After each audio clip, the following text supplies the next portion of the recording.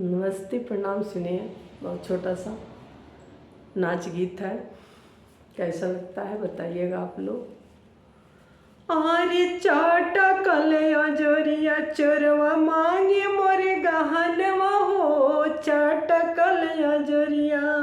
आरे चाटा कलया जोरिया चोरवा मांगे मोरे गहनवा हो, चाटा कलया जोरिया।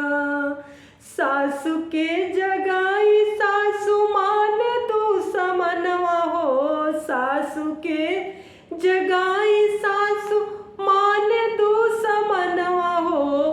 अब के जगाई पिया बसे मधुबनवा हो, अब के जगाई पिया बसे मधुबनवा हो, अब के जगाई।